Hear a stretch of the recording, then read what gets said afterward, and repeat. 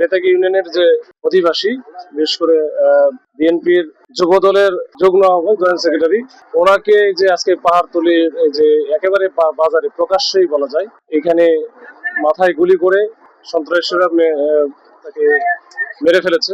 এরপরে সন্ত্রাসীরা পালায় গেছে। আমরা পুলিশের এখানে সিভিল এবং পুলিশ বা অন্যান্য র্যাবের সবাই এখানে উপস্থিত আছি।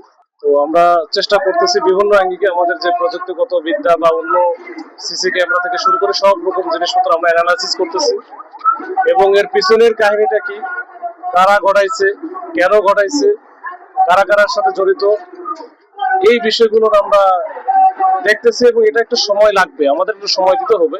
তো সেটা আমরা চেষ্টা করি এই ঘটনার সাথে যারা জড়িত সে যারাই হোক তাদেরকে আমরা ইনশাল্লাহ আইনের আওতায় আমরা তাদেরকে নিয়ে আসতে পারবো এবং তাদের যে সর্বোচ্চ শাস্তি এটা নিশ্চিত করতে পারবো। কিন্তু যে গেছে তাকে তো আসলে ফিরে দেওয়ার সুযোগ নাই বা ওটা করারও কিছু নাই। আমাদের আসলে সান্ত্বনা দেওয়া আছে, সান্ত্বনার ভাষাও এরকম নাই যেভাবে ঘটনাটা ঘটে গেছে।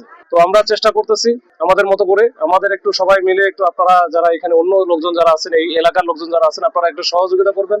আপনাদের সহযোগিতা পেলে আমরা আরো দ্রুত গতিতে হয়তো এই কাজটা করতে পারবো। আপনাদের সহযোগিতা আমাদের লাগবে। আর বাদ বাকি এটা আমাদের উপর একটু ছেড়ে দেন, একটু ধৈর্য ধরতে হবে সবাইকে। সবাই একটু ধৈর্য ধরেন, ইনশাল্লাহ এটা আমরা এটার একেবারে মানে মূলটা উঠে নিয়ে আসতে পারবো।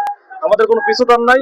আমরা আছি যারা সন্ত্রাসী কার্যক্রমের সাথে জড়িত আছে, সে তারা যে বা যারাই হোক, যত পাওয়ারফুলি হোক, আমরা তাদের বিরুদ্ধে একবার কঠোর অ্যাকশনে যাব।